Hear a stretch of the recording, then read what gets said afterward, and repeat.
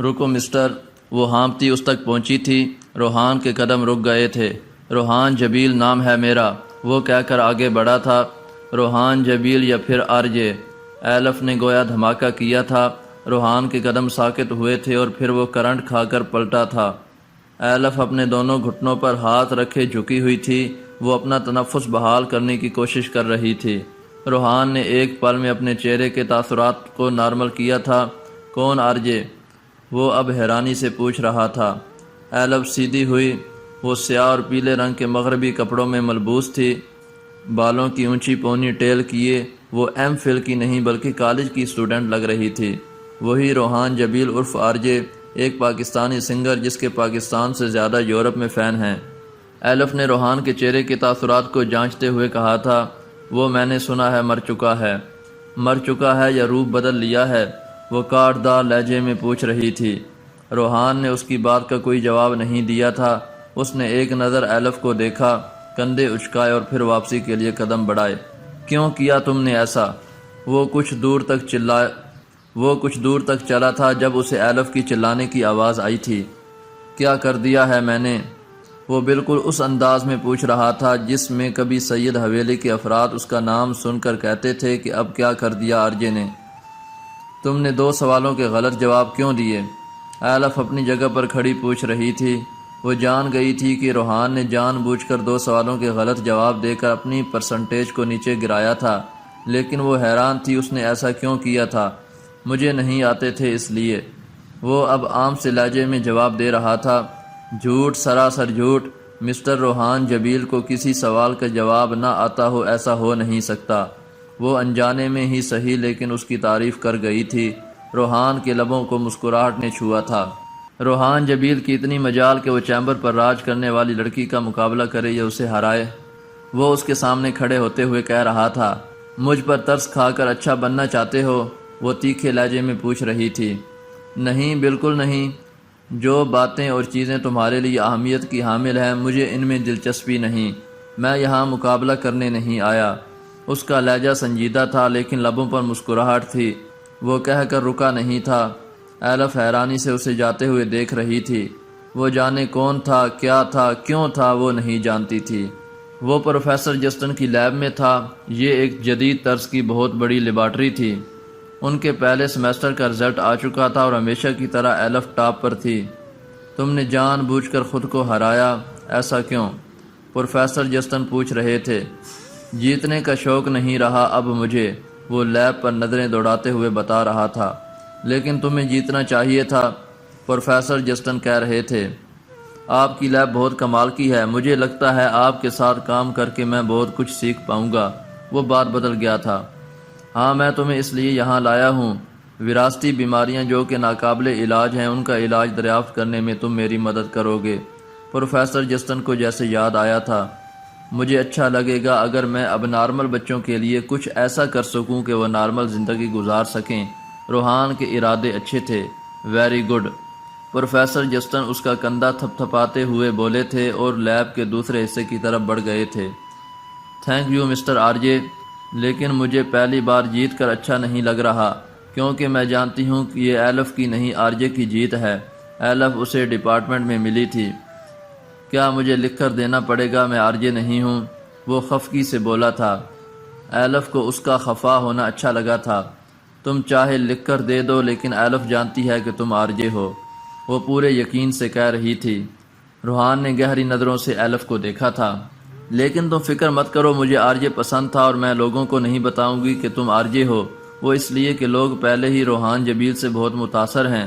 اگر میں نے یہ راز کھول دیا کہ روحان جبیل آرجے ہے تو ہر طرف روحان جبیل ہوگا، ایلف کو گم ہونا پڑے گا اور میں ایسا نہیں چاہتی۔ بات کے آخر میں ایلف کے منہ کے زاویے بگڑے تھے۔ ایلف کی بات سن کر روحان بے ساختہ ہنس دیا تھا۔ تم کریزی ہو ایلف، وہ ہنستے ہوئے کہہ رہا تھا۔ ایلف نے محسوس کیا تھا ہونٹوں پر مسکراہٹ کے باوجود اس کی آنکھوں میں نمی تھی۔ مجھے کچھ کام ہے، پھر ملتے ہیں، وہ مسکرا کر کہتا جا چکا تھا۔ جادوگر ایلف کے لبوں سے پھسلا تھا۔ سارے اسٹوڈنٹس ایک بار پھر چیمبر میں موجود تھے۔ آج کا موضوع سائنس اور ٹیکنالوجی تھا۔ صدر ایلبس اپنی اونچی صدارتی کرسی پر براجمان سائنس کے پیروکار جو اسٹوڈنٹ تھے ان کی تحقیقات کو سراہ رہے تھے۔ مجھے لگتا ہے کہ جو لوگ مذہب کو زیادہ اہمیت دیتے ہیں انہیں یہ بات ذہن نشین کر لینی چاہیے کہ مذہب کچھ بھی نہیں، جو کچھ ہے بس سائنس ہے۔ سائنس کے کرشمات پر تقریر کرنے والے لڑکے نے اپنے رائے کا اظہار کیا تھا۔ یقیناً وہ ایک ملحد تھا، مداخلت کرنے پر معذرت، لیکن میں اس بات سے متفق نہیں ہوں۔ دوسری جانب سے روحان اٹھا تھا۔ وہ ان اسٹوڈنٹس کی قطار میں بیٹھا تھا جو مذہب سے تعلق رکھتے تھے۔ آپ اس بارے میں کیا کہنا چاہیں گے مسٹر جبیل؟ صدر ایلبس نے روحان کو پہچان لیا تھا۔ وہ ان کی یونیورسٹی میں سب سے خاص اسٹوڈنٹ تھا۔ میرے دوست نے جو مذہب کے بارے میں کہا کہ مذہب کچھ نہیں، لیکن میں کہتا ہوں کہ مذہب بہت کچھ ہے۔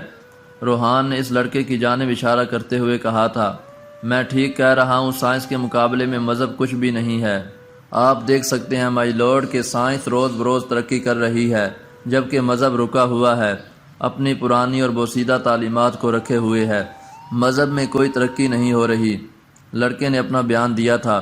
صدر ایلبس نے اس کی بات سے اتفاق کرتے ہوئے سر اس بات میں ہلایا تھا۔ آپ کیا کہتے ہیں اس بارے میں؟ اب وہ روحان سے پوچھ رہے تھے۔ لڑکے کی بات سن کر روحان کے چہرے پر مسکراہٹ ابھری تھی۔ اسے مسکراتا دیکھ کر اس لڑکے کی تیوری چڑھی۔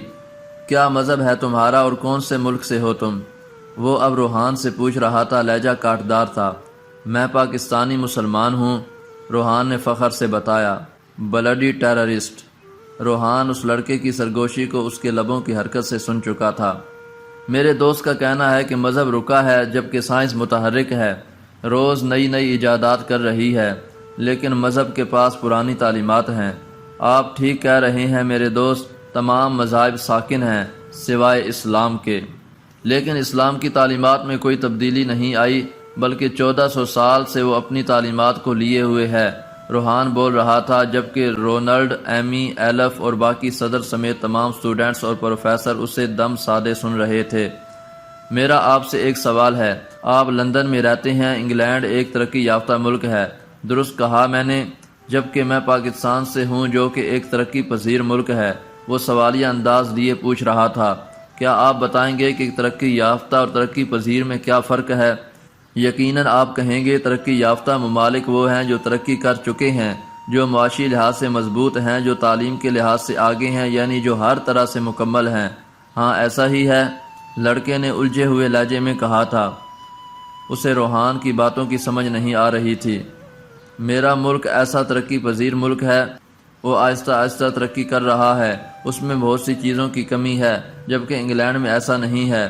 اب آپ نے کہا کہ سائنس ترقی کر رہی ہے تو اس کا مطلب ہوا وہ مکمل نہیں ہوئی، اس میں کمی ہے، اس لیے وہ ترقی کر رہی ہے، جبکہ مذہب مکمل ہو چکا ہے، یعنی وہ ترقی یافتہ ہے، اس لیے آپ کو ساکن لگتا ہے۔ روحان کی بات سن کر ایک پل کے لیے چیمبر کے سارے لوگ جیسے سکتے میں چلے گئے تھے۔ اگر آپ دنیا میں سب سے اونچے مقام پر جانا چاہیں تو کہاں جائیں گے؟ زمین کی بات کر رہا ہوں، خلا کی نہیں۔ روحان کا ایک اور سوال موجود تھا۔ ماؤنٹ ایورسٹ، کیونکہ وہ زمین پر سب سے اونچا مقام ہے، لڑکے نے جواب دیا تھا۔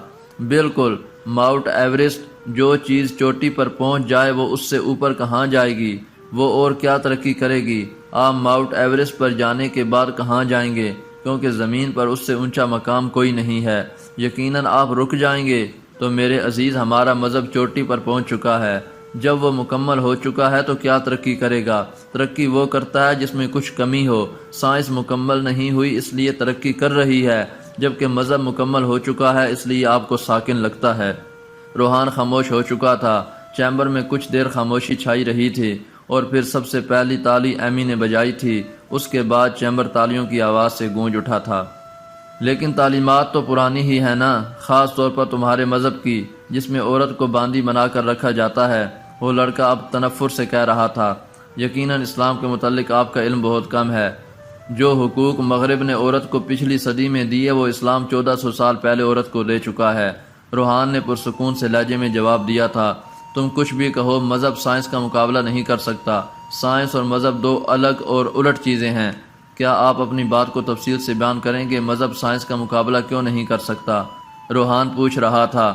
مذہب کہتا ہے کہ دنیا خدا نے بنائی، جبکہ سائنس بگ بینگ کی تھیوری پیش کر چکی ہے۔ یہ دنیا ایک دھماکے سے وجود میں آئی تھی۔ یہ جو آپ نے گھڑی پہنی ہوئی ہے، کیا یہ خود بخود بن گئی ہے؟ نہیں۔ تو کیا آپ کی عقل اس بات کو تسلیم کرتی ہے کہ ایک گھڑی تو خود بن نہیں سکتی؟ پوری دنیا کا نظام کیسے خود بخود چل رہا ہے؟ اور رہی بات بگ بینگ کی، کیا آپ بتائیں گے بگ بینگ کی تھیوری کب پیش ہوئی اور سائنسدان کو نوبل پرائز کب ملا؟ وہ ایک ساتھ دو سوال کر رہا تھا۔ آئی تھنک ان 1973، لڑکے نے کچھ سوچتے ہوئے بتایا۔ درست فرمایا، یہی کوئی تقریباً 40-50 سال پہلے، لیکن ہماری مذہبی کتاب قرآن پاک میں یہ بات 1400 سال پہلے بتا دی گئی تھی۔ قرآن پاک میں سورۃ انبیاء آیت نمبر 30 میں لکھا ہے کہ اولم یر الذین کفروا ان السماوات والارض کانتا رتقا ففتقناہما وجعلنا من الماء کل شیء حی افلا یؤمنون۔ کیا منکروں نے نہیں دیکھا کہ آسمان اور زمین جڑے ہوئے تھے، پھر ہم نے انہیں جدا جدا کر دیا اور ہم نے ہر جاندار چیز کو پانی سے بنایا، کیا پھر بھی یقین نہیں کرتے؟ اس سے رویت عینی، رویت قلبی مراد ہے، یعنی کیا انہوں نے غور فکر نہیں کیا یا انہوں نے جانا نہیں؟ رتقن کے معنی بند کے اور فتقن کے معنی پھاڑنے، کھولنے اور الگ الگ کرنے کے ہیں، یعنی آسمان و زمین ابتدائی امر ہیں، باہم ملے ہوئے اور ایک دوسرے کے ساتھ پیوست تھے۔ ہم نے ان کو ایک دوسرے سے الگ کیا، آسمانوں کو اوپر کر دیا جس سے بارش برستی ہے، اور زمین کو اپنی جگہ پر رہنے دیا تاہم وہ پیداوار کے قابل ہو گئی۔ اس سے مراد اگر بارش اور چشموں کا پانی ہے تب بھی واضح ہے کہ اس کی رویدگی ہوتی ہے اور ہر ذی روح کو حیات نو ملتی ہے، اور اگر مراد نطفہ ہے تو اس میں بھی کوئی اشکال نہیں کہ ہر زندہ چیز کے وجود کے باعث وہ قطرہ آب ہے جو نر کی پیٹھ کی ہڈیوں سے نکلتا اور مادہ کے رحم میں جا کر قرار پکڑتا ہے۔ اگر آپ غور کریں تو آپ جانیں گے یہ آیت بگ بینگ کی طرف بھی اشارہ کرتی ہے۔ زمین و آسمان کو پھاڑ کر الگ الگ کیا گیا، یقیناً ایک دھماکہ ہوا ہوگا جو نہ آپ نے دیکھا اور نہ میں نے۔ سائنس جو باتیں آج کہہ رہی ہے وہ ہماری مذہبی کتاب 1400 سال پہلے بتا چکی ہے۔ تو میرے عزیز دوست، آپ کو مان لینا چاہیے کہ مذہب صدیوں پہلے مکمل ہو چکا ہے، وہ پوری ترقی کر چکا ہے، جبکہ سائنس نامکمل ہے، اس لیے آج وہ انکشافات کر رہی ہے جو ہمارے مذہب نے صدیوں پہلے کر دیے تھے۔ روحان جبیل ایک ملحد کو اس کے الفاظ سے مات دے چکا تھا۔ ڈیسک پر تالی بجانے کی آواز ایک بار پھر سے گونج گئی تھی۔ تم نے کمال کر دیا ہے مسٹر روحان جبیل، میں حیران ہوں تم نے یہ سب کہاں سے سیکھا ہے۔ چیمبر کے باہر ہمیشہ کی طرح سب سے پہلے اسے ایمی ملی تھی۔ میں جانتی تھی تم آج بھی کوئی دھماکہ کرنے والے ہو اور تم نے کر دیا۔ Proud of you mean. وہ دل سے خوش تھی۔ میرا ایسا کوئی ارادہ نہیں تھا، لیکن جب اس نے مذہب کا سائنس سے مقابلہ کیا تو مجھے بولنا پڑا۔ وہ عام سے لہجے میں کہہ رہا تھا۔ خیر یہ سب چھوڑو، تم آ رہے ہو نا؟ ایلف نے ٹاپ کرنے کی خوشی میں پوری کلاس کو ٹریٹ دی ہے۔ تم آؤ گے نا؟ وہ روحان سے ایسے بات کرتی تھی جیسے وہ اس کا بچپن کا دوست تھا۔ روحان کی نظر تب اچانک اپنے گروپ کے ساتھ کھڑی ایلف پر پڑی تھی جو انہیں ہی دیکھ رہی تھی، اور اس کی آنکھوں میں عجیب سا تاثر تھا۔ نہیں، مجھے ابھی تک دعوت نہیں دی گئی، روحان نے ایلف کی طرف سے رخ پھیرتے ہوئے کہا۔ کیا واقعی؟ مجھے لگا تھا ایلف سب سے پہلے تمہیں انوائٹ کرے گی، ایمی الجھن زدہ سی کہہ رہی تھی۔ خیر وہ تمہیں ضرور بلائے گی، میرا باسکٹ بال کا میچ ہے، میں ذرا پریکٹس کر لوں پھر ملتے ہیں۔ یاد آنے پر ایمی اسے کہتی گراؤنڈ کی طرف لپکی تھی، وہ بہت اچھی کھلاڑی تھی۔ جبکہ روحان وہاں سے کیفے کی طرف بڑھ گیا تھا، اسے بھوک لگی تھی، وہ کچھ کھانا چاہتا تھا۔ کیا میں بیٹھ سکتی ہوں؟ وہ ایک میز پر اکیلا بیٹھا چائے پی رہا تھا جب ایلف وہاں آئی۔ ضرور، یونیورسٹی ایلف کی ہے، وہ جہاں چائے بیٹھ سکتی ہے۔ طنز کر رہے ہو؟ نہیں میری اتنی مجال، وہ ڈرنے کی ایکٹنگ کرتے ہوئے بولا تھا، جبکہ ایلف اس کی بات سن کر مسکرا دی تھی۔ باتیں اچھی کرتے ہو تم، آج چیمبر کے ساتھ ساتھ تم نے بہت سے لوگوں کے عقیدے کو ہلا کر رکھ دیا ہے۔ سچ سچ بتاؤ تم لندن کس مقصد سے آئے ہو؟ کہیں تم دہشت گرد تو نہیں ہو؟ تمہیں ایسا لگتا ہے؟ ہاں، کیونکہ جس قدر تم مذہبی ہو، اپنے مذہب کا پرچار کر رہے ہو، اس سے تو تم ایک دہشت گرد لگتے ہو۔ ایلف کا اشارہ یقیناً انور کی طرف تھا جسے روحان سمجھ گیا تھا۔ وہ اس کی بات سن کر ہنس دیا تھا، اذیت سے بھرپور ہنسی۔ کمال تھا، جب وہ پاکستان میں تھا تو ایک ملحد تھا، اس کا کوئی مذہب نہیں تھا، لوگ لادین کہتے تھے۔ اب جب وہ لندن آیا تھا اور دین کو اپنایا تھا، لوگ اسے دہشت گرد سمجھ رہے تھے۔ وہ کبھی نارمل رہا نہیں تھا اور نہ لوگوں نے سمجھا تھا، شاید اسے نارمل بنایا ہی نہیں گیا تھا۔ کیا واقعی تمہاری مذہبی کتاب اتنی دلچسپ ہے؟ اسے خاموش دیکھ کر ایلف نے پوچھا تھا۔ ہمارا تو پورا مذہب ہی بہت دلچسپ ہے، یقین نہیں آتا تو مطالعہ کر کے دیکھ لو۔ میں ضرور کروں گی، مجھے پہلی بار جینیٹکس سے زیادہ کوئی اور چیز دلچسپ لگی ہے، میں ضرور کروں گی مطالعہ۔ ایلف نے سر ہلاتے ہوئے کہا تھا، خیر میں تمہیں انوائٹ کرنے آئی ہوں، میں ایک چھوٹی سی ٹریٹ دے رہی ہوں، پوری کلاس میرے گھر مدعو ہوگی، مجھے امید ہے تم ضرور آؤ گے۔ ایلف اسے اپنے گھر کا پتہ بتا چکی تھی، جس پر روحان مسکرا دیا تھا۔ یہ تو اس کا ٹاؤن تھا اور اسی لائن میں ایلف کا گھر تھا جہاں وہ سبیل کے ساتھ رہتا تھا۔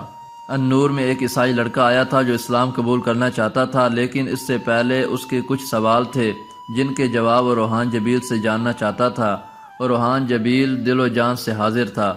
کیا اسلام تشدد اور خون ریزی اور ہزیمت کو فروغ دیتا ہے؟ اس لیے قرآن کہتا ہے مسلمانوں کو چاہیے کہ وہ جہاں کہیں کفار کو پائیں انہیں قتل کر دیں۔ لڑکے نے بہت اہم سوال اٹھایا تھا۔ قرآن کریم سے بعض مخصوص آیات کا غلط طور پر اس لیے حوالہ دیا جاتا ہے کہ اس غلط تصور کو قائم رکھا جا سکے کہ اسلام تشدد کی حمایت کرتا ہے اور اپنے پیروکاروں پر زور دیتا ہے کہ وہ دائرہ اسلام سے باہر رہنے والوں کو قتل کر دیں۔ آیت جس کا غلط حوالہ دیا جاتا ہے سورۃ التوبہ کی مندرجہ ذیل آیات کا اسلام کے ناقدین اکثر حوالہ دیتے ہیں تاکہ یہ ظاہر کیا جا سکے کہ اسلام تشدد، خون ریزی اور وحشت کو فروغ دیتا ہے۔ فَاقْتُلُوا الْمُشْرِكِينَ حَيْثُ وَجَدتُّمُوهُمْ، تم مشرکوں کو جہاں کہیں پاؤ انہیں قتل کر دو۔ یہ سورۃ التوبہ کی آیت نمبر 5 ہے۔ آیت کا سیاق و سباق۔ در حقیقت ناقدین اسلام اس بات کا حوالہ سیاق و سباق سے ہٹ کر دیتے ہیں۔ آیت کے سیاق و سباق کو سمجھنے کے لیے ضروری ہے کہ اس آیت کا مطالعہ آیت نمبر 1 سے شروع کیا جائے۔ اس آیت میں ارشاد ہوتا ہے کہ مسلمانوں اور مشرکین کے درمیان جو معاہدات امن ہوئے تھے ان سے برات کا اعلان کیا جاتا ہے۔ اس برات یعنی معاہدے کی منسوخی سے عرب میں شرک اور مشرکین کا وجود عملاً خلاف قانون ہو گیا، کیونکہ ملک کا غالب حصہ اسلام کے زیر حکم آ چکا تھا۔ ان کے لیے اس کے سوا کوئی چارہ کار باقی نہ رہا کہ یا تو لڑنے پر تیار ہو جائیں یا ملک چھوڑ کر نکل جائیں یا پھر اپنے آپ کو اسلامی حکومت کے نظم و ضبط میں دے دیں۔ مشرکین کو اپنا رویہ بدلنے کے لیے 4 ماہ کا وقت دیا گیا۔ ارشاد الہی ہوا، فَإِذَا انْسَلَخَ الْأَشْهُرُ الْحُرُمُ فَاقْتُلُوا الْمُشْرِكِينَ حَيْثُ وَجَدتُّمُوهُمْ وَخُذُوهُمْ وَاحْصُرُوهُمْ وَاقْعُدُوا لَهُمْ كُلَّ مَرْصَدٍ فَإِنْ تَابُوا وَأَقَامُوا الصَّلَاةَ وَآتَوُا الزَّكَاةَ فَخَلُّوا سَبِيلَهُمْ إِنَّ اللَّهَ غَفُورٌ رَحِيمٌ۔ بس جب حرمت والے مہینے گزر جائیں تو تم مشرکین کو جہاں کہیں پاؤ قتل کر دو اور ان کو پکڑ لو اور گھیر لو اور ہر گھات میں ان کی طاق میں بیٹھو۔ پھر اگر وہ توبہ کر لیں اور نماز قائم کریں اور زکوٰۃ دینے لگیں تو ان کا راستہ چھوڑ دو، بے شک اللہ بڑا بخشنے والا اور رحم کرنے والا ہے۔ میں آپ کو ایک مثال سے سمجھاتا ہوں۔ روحان نرم لہجے میں بول رہا تھا، ہم سب جانتے ہیں کہ ایک وقت تھا امریکہ ویتنام پر بس سر پیکار تھا۔ فرض کیجئے کہ صدر امریکہ یا امریکی جرنیل نے جنگ کے دوران میں امریکی سپاہیوں سے کہا جہاں کہیں ویتنامیوں کو پاؤ انہیں ہلاک کر دو۔ اس کا حوالہ دیتے ہوئے اگر آج میں سیاق و سباق سے ہٹ کر یہ کہوں کہ امریکی صدر یا جرنیل نے کہا تھا کہ جہاں کہیں ویتنامیوں کو پاؤ انہیں قتل کر دو، تو یوں معلوم ہوگا کہ میں کسی کسائی کا ذکر کر رہا ہوں۔ لیکن اگر میں اس کی یہی بات صحیح سیاق و سباق میں بیان کروں تو یہ بالکل منطقی معلوم ہوگی، کیونکہ وہ دراصل جنگ کے حالات میں اپنے سپاہ کا حوصلہ بڑھانے کے لیے ایک ہنگامی حکم دے رہا تھا کہ دشمن کو جہاں کہیں پاؤ ختم کر دو۔ حالت جنگ ہونے کے بعد یہ حکم ساقط ہو گیا۔ حالت جنگ کا حکم۔ اسی طرح سورۃ توبہ کی آیت نمبر 5 میں ارشاد ہوا کہ تم مشرکوں کو جہاں کہیں پاؤ انہیں قتل کر دو۔ یہ حکم جنگ کے حالات میں نازل ہوا اور اس کا مقصد مسلم سپاہ کا حوصلہ بڑھانا تھا۔ قرآن کریم در حقیقت مسلمان سپاہیوں کو تلقین کر رہا ہے کہ وہ خوف زدہ نہ ہو، جہاں کہیں دشمنوں سے سامنا ہو انہیں قتل کر دیں۔ قرون شورا بھارت میں اسلام کے شدید ناقدوں میں سے ہے۔ اس نے بھی اپنی کتاب فتاوی کی دنیا کے صفحے 572 پر سورۃ التوبہ کی آیت نمبر 5 کا حوالہ دیا ہے۔ آیت نمبر 5 کا حوالہ دینے کے بعد وہ دفعتاً 7ویں آیت پر آ جاتا ہے۔ یہاں ہر معقول آدمی یہ محسوس کرتا ہے کہ اس نے جان بوجھ کر آیت نمبر 6 سے گریز کیا ہے۔ قرآن سے جواب۔ سورۃ التوبہ کی آیت نمبر 6 اس الزام کا شافی جواب دیتی ہے کہ اسلام نعوذ باللہ تشدد، بہیمت اور خون ریزی کو فروغ دیتا ہے۔ ارشاد باری تعالی ہے، وَإِنْ أَحَدٌ مِّنَ الْمُشْرِكِينَ اسْتَجَارَكَ فَأَجِرْهُ حَتَّى يَسْمَعَ كَلَامَ اللَّهِ ثُمَّ أَبْلِغْهُ مَأْمَنَهُ ذَلِكَ بِأَنَّهُمْ قَوْمٌ لَّا يَعْلَمُونَ۔ اے نبی، اگر کوئی مشرک آپ سے پناہ مانگے تو اسے پناہ دیجیے تاکہ وہ اللہ کا کلام سن سکے، پھر اسے اس کی امن کی جگہ پہنچا دیجیے۔ یہ رعایت اس لیے ہے کہ بے شک وہ لوگ علم نہیں رکھتے۔ قرآن کریم نہ صرف یہ کہتا ہے کہ اگر کوئی مشرک حالات جنگ میں پناہ طلب کرے تو اسے پناہ دی جائے، بلکہ یہ حکم دیتا ہے کہ اسے محفوظ مقام پر پہنچا دیا جائے۔ ہو سکتا ہے کہ موجودہ بین الاقوامی منظر نامے میں ایک رحم دل اور امن پسند جرنیل جنگ کے دوران میں دشمن کے سپاہیوں کو امن طلب کرنے پر آزادانہ جانے دے، لیکن کون ایسا فوجی جرنیل ہوگا جو اپنے سپاہیوں سے یہ کہہ سکے کہ اگر دوران جنگ دشمن کے سپاہی امن کے طلبگار ہوں تو انہیں نہ صرف یہ کہ رہا کر دو بلکہ محفوظ مقام پر پہنچا بھی دو۔ اس لیے جب کوئی شخص قرآن کی کسی آیت کا حوالہ دے تو اس آیت کے سیاق و سباق کو دیکھ لینا چاہیے۔ وہ پہلا دن تھا جب کسی مشرک نے روحان جبیل کے سامنے کلمہ پڑھا تھا۔ روحان کا رواں رواں خدا کا مشکور تھا۔ اسے آج سے پہلے اتنا سکون کبھی محسوس نہیں ہوا تھا جتنا آج ہوا تھا۔ اسے کیسی کیسی نعمتوں سے نواز دیا گیا تھا، وہ حیران تھا۔ ایلف کے گھر پوری کلاس جمع تھی۔ وہ یہ جان کر حیران رہ گئی تھی کہ روحان اور وہ دونوں ایک ہی لائن میں رہتے تھے۔ پوری پارٹی کے دوران ایلف کی نظریں روحان پر جمی رہی تھیں۔ وہ اسے جتنا باہر سے پرسکون نظر آتا تھا، اندر سے اتنا ہی بے چین اور اداس لگتا تھا۔ وہ اس کی اداسی کی وجہ نہیں جانتی تھی، لیکن جاننا چاہتی تھی۔ وہ روحان کے پاس جانا چاہتی تھی جو الگ تھلگ بیٹھا تھا، لیکن اس سے پہلے ہی ایمی اس کے پاس چلی گئی۔ ایمی کو روحان کے ساتھ دیکھ کر ایلف کے چہرے پر ناگواری ابھری۔ اکیلے بیٹھے ہو؟ جی اچھا لگتا ہے اکیلے بیٹھنا۔ مجھے لگتا تھا کہ صرف میں ہی تم سے متاثر ہوں، لیکن اب لگ رہا ہے کہ یونیورسٹی کی ملکہ روحان جبیل کی ذات کا شکار ہو چکی ہے، ایمی نے ایلف کو دیکھتے ہوئے کہا تھا۔ روحان چونکا تھا۔ ایسی بات نہیں، وہ سیدھا ہو کر بیٹھا۔ ایمی کی چھٹی حس بہت تیز ہے مسٹر جبیل، میں جو کہتی ہوں وہ سچ ہوتا ہے، اور دیکھ لینا ایک دن تم بھی ایلف کے آگے سرنگو ہو جاؤ گے۔ ایمی نے ہوا میں تیر چلایا تھا۔ روحان اس کی بے وقوفی کی باتیں سن کر بس مسکرا دیا تھا۔ پوری پارٹی میں روحان سے بات کرنے کا موقع نہیں ملا تھا۔ اب وہ اسے باہر تک چھوڑنے آئی تھی۔ لائن کے آخر پر روحان کا گھر تھا۔ بہت بہت شکریہ مسٹر آر جے کہ تم میرے بلانے پر آئے ہو۔ شکریہ کی بات نہیں، جب پارٹی کلاس کے لیے تھی تو مجھے آنا چاہیے تھا۔ تم نے شراب کو نہیں چھوا، یقیناً تمہارے مذہب میں حرام ہوگی، لیکن یہ بتاؤ تم اپنی جینز کو ٹخنوں سے اوپر کیوں رکھتے ہو؟ ایلف نے عجیب سا سوال کیا تھا۔ اس نے ہمیشہ روحان کو پینٹ ٹخنوں سے اوپر فولڈ کیے ہوئے پہنے دیکھا تھا۔ اور وہ یہ اسلام میں مردوں کو چاہے شلوار ہو یا پینٹ ٹخنوں سے اوپر رکھنے کا حکم دیا گیا ہے۔ روحان نے اپنے پاؤں کی جانب دیکھتے ہوئے جواب دیا تھا۔ لیکن اب تو سردی بڑھ رہی ہے، ٹھنڈ نہیں لگے گی تو موزے پہن لوں گا، وہ مسکرا دیا تھا۔ تمہیں اپنا مذہب اتنا عزیز ہے؟ اس سے بھی زیادہ، وہ مسکرا دیا تھا، اور ایلف نے اس کی مسکراہٹ کے سامنے خود کو بے بس پایا تھا۔ ایک شہزادہ ہے سرد مزاج سا کہانی میں، ایک شہزادی ہے جو دل سے اس پر مرتی ہے۔ سائنس اور فلسفی آف سائنس میں فرق۔ ملحدوں اور دہریوں کے مکر و فریب میں یہ سب سے بڑا مکر ہے جو یہ لوگ سادہ لو انسانوں کا ایمان بگاڑنے کے لیے استعمال کرتے ہیں۔ یہ لوگ فلسفی آف سائنس کو سائنس بنا کر پیش کرتے ہیں، لوہے کو سونے میں ملا کر سونے کا تاثر دے کر بیچتے ہیں۔ سائنس اور چیز ہے اور فلسفی آف سائنس اور چیز ہے۔ پیور سائنس نہ تو خدا کا انکار کرتی ہے اور نہ ہی اس بات، البتہ خدا کے اس بات کی ایک علامت ضرور ہو سکتی ہے۔ اس لیے پیور سائنٹسٹ کبھی بھی دہریہ نہیں ہوگا، بلکہ یا تو خدا کا اس بات کرے گا جیسا کہ اکثر کا معاملہ ہے، یا پھر عاجزی کا اظہار کرے گا کہ مجھے نہیں معلوم یا یہ سائنس کی ڈومین نہیں ہے۔ اس کے برعکس فلسفی آف سائنس نرا الہاد ہے جو سائنس کے نام سے پڑھایا جا رہا ہے۔ فزکس کے جس کا لیبارٹری میں اس بات کیا جاتا ہے وہ پیور سائنس کا ڈومین ہے، اور نظریاتی فزکس کے اکثر مباحث ظن و تخمین سے زیادہ کچھ نہیں ہے۔ نظریاتی سائنس میں جو کچھ پیش کیا جا رہا ہے وہ سائنس کا مذہبی ویژن ہے، وہ سائنس فنکشن ہے جسے ماننے کے لیے سائنسدانوں پر اس سے زیادہ ایمان لانا پڑتا ہے کہ جتنا کسی نبی اور رسول پر ایمان لانے کا مطالبہ ہے۔ اس لیے ملحدوں سے گزارش ہے کہ اپنی فلسفی آف سائنس کو اپنے پاس سنبھال کر رکھیں، اسے سائنس بنا کر پیش کرنے کی ضرورت نہیں ہے۔ اس کی جلسے میں کی گئی تقریر نے آگ لگا دی تھی۔ یونیورسٹی کے اسٹوڈنٹس دھڑا دھڑ النور جوائن کر رہے تھے۔ لوگ سچ کی تلاش میں نکل پڑے تھے۔ کچھ ملحد اپنے سوالوں میں الجھ کر رہ گئے تھے۔ وہ لوگوں کو ان کے طریقے سے ڈیل کر رہا تھا۔ اس کے پاس سائنس سے متعلق جواب ہوتا تھا۔ اسٹوڈنٹس نے اپنے مذہب کا مطالعہ کرنے کے بعد اسلام کا مطالعہ شروع کر دیا تھا اور وہ حیران رہ گئے تھے جب انہوں نے اسے ہر چیز سے آگے پایا تھا۔ تم کہتے ہو کہ خدا سے زیادہ علم کسی کے پاس نہیں، تو آج میں تمہیں بتاتا ہوں کہ سائنس کس طرح خدا کو پیچھے چھوڑ رہی ہے۔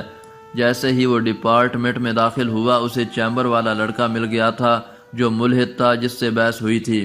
قرآن کریم کہتا ہے کہ کسی ماں کے رحم میں موجودہ بچے کی جنس صرف اللہ ہی کو معلوم ہوتی ہے، لیکن اب سائنس ترقی کر چکی ہے اور ہم بآسانی الٹرا سونوگرافی کے ذریعے سے جنس کا تعین کر سکتے ہیں۔ کیا یہ آیت قرآنی میڈیکل سائنس سے متصادم نہیں؟ روحان نے سنجیدگی سے اس کا سوال سنا تھا اور پھر بولنا شروع کیا۔ بہت سے لوگوں کا خیال ہے کہ قرآن کریم کا یہ دعویٰ ہے کہ صرف اللہ ہی رحم مادر میں جنین کی جنس کو جانتا ہے۔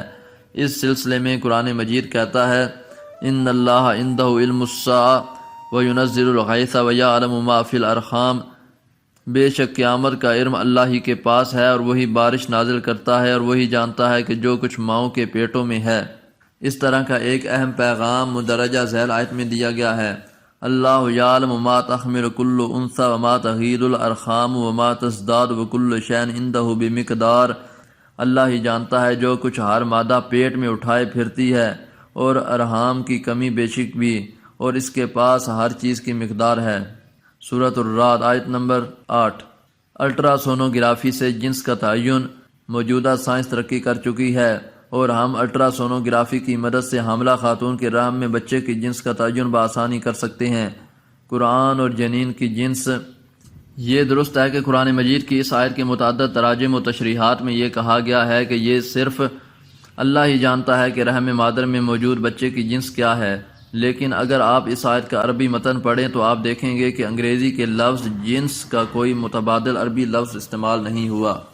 یہ آیت جنین کی جنس کی طرف اشارہ نہیں کرتی، بلکہ اس کا اشارہ اس طرف ہے کہ رحم مادر میں موجودہ بچے کی فطرت کیسی ہوگی۔ کیا وہ اپنے ماں باپ کے لیے بابرکت اور باسعادت ہوگا یا باعث زحمت ہوگا؟ کیا وہ معاشرے کے لیے باعث رحمت ہوگا یا باعث عذاب؟ کیا وہ نیک ہوگا یا بد؟ کیا وہ جنت میں جائے گا یا جہنم میں؟ ان تمام باتوں کا مکمل علم صرف اللہ ہی کے پاس ہے۔ دنیا کا کوئی سائنسدان خواہ اس کے پاس کیسے ہی ترقی کے آلات کیوں نہ ہوں، رحم مادر میں موجود بچے کے بارے میں کبھی ان باتوں کا صحیح جواب نہیں دے سکے گا۔ روحان کو بولتے دیکھ کر بہت سے اسٹوڈنٹس ان کے گرد جمع ہو گئے تھے۔ انہیں روحان کو سننا اچھا لگتا تھا۔ ابتدائی مراحل میں جب نطفہ اور علقہ رحم مادر میں داخل ہوتا ہے تو کوئی سائنسدان بھی اس کا تعین نہیں کر سکتا کہ اس کی جنس کیا ہے۔ پھر آلات کے ذریعے سے معلوم کرنا تو ایسے ہی ہے جیسے کوئی آپریشن کر کے کہے کہ مجھے اس کی جنس معلوم ہو گئی ہے، حالانکہ یہ اسباب کے بغیر معلوم کرنے کی نفی ہے۔ اور ایسے واقعات بھی سننے میں آئے ہیں کہ ڈاکٹر کی رپورٹ کے خلاف نتیجہ نکلا ہے، یعنی ڈاکٹری رپورٹ حتمی اور یقینی نہیں۔ امید ہے آپ سمجھ گئے ہوں گے۔ راستہ دیجئے، میری کلاس کا وقت ہو رہا ہے۔ وہ ایکسکیوز کرتا اسٹوڈنٹس کے ہجوم سے نکلتا چلا گیا تھا۔ تم اس کا مقابلہ نہیں کر سکتے، ایڈیٹ۔ ایمی جانے کہاں سے وارد ہوئی تھی اور اس لڑکے کو کندھے سے ٹکر مارنے کے بعد روحان کے پیچھے بھاگی تھی۔ اسٹوڈنٹس میں ایک بار پھر ہلچل مچ گئی تھی۔ تجھ سے جو دھیان کا تعلق ہے، پکے ایمان کا تعلق ہے، میری چپ کا تیری خاموشی سے روح اور جان کا تعلق ہے، تو سمجھتا ہے میرے لہجے کو، اور یہ مان کا تعلق ہے، تجھ سے میرے خیال کا رشتہ یعنی وجدان کا تعلق ہے، تو رہتا ہے دل میں یوں جیسے گھر سے سامان کا تعلق ہے۔ روحان نے اپنے آپ کو بہت مصروف کر لیا تھا۔ صبح ڈپارٹمنٹ، پھر النور اور پھر لیب۔ وہ سارا دن مصروف رہتا تھا، لیکن ایک بھی پل ایسا نہیں تھا جب اسے حانم کا خیال نہیں آتا تھا۔ وہ تھک ہار کر رات کو جب سونے لیٹتا تھا تو آنکھوں کے پردے پر چھم سے اتر آتی تھی۔ کبھی کبھی وہ بہت اداس ہو جاتا تھا۔ ابھی وہ بھی اس کے خیالوں میں گم تھا جب دروازے پر ہونے والی دستک نے اس کی تنہائی میں خلل ڈالا۔ روحان نے آنکھیں کھولیں تو سبیل کھڑا تھا۔ پورے لندن کو ہلانے کے بعد محبت کا دیوتا ادھر آرام فرما رہا ہے، کمال ہے۔ سبیل نے اسے چھیڑا تھا، آ جاؤ اندر۔ روحان کے بلانے پر وہ اندر آیا تھا۔ سارا دن کہاں غائب ہوتے ہو، نظر ہی نہیں آتے؟ سبیل پوچھ رہا تھا۔ ادھر ہی ہوتا ہوں، روحان نے مسکرا کر جواب دیا تھا۔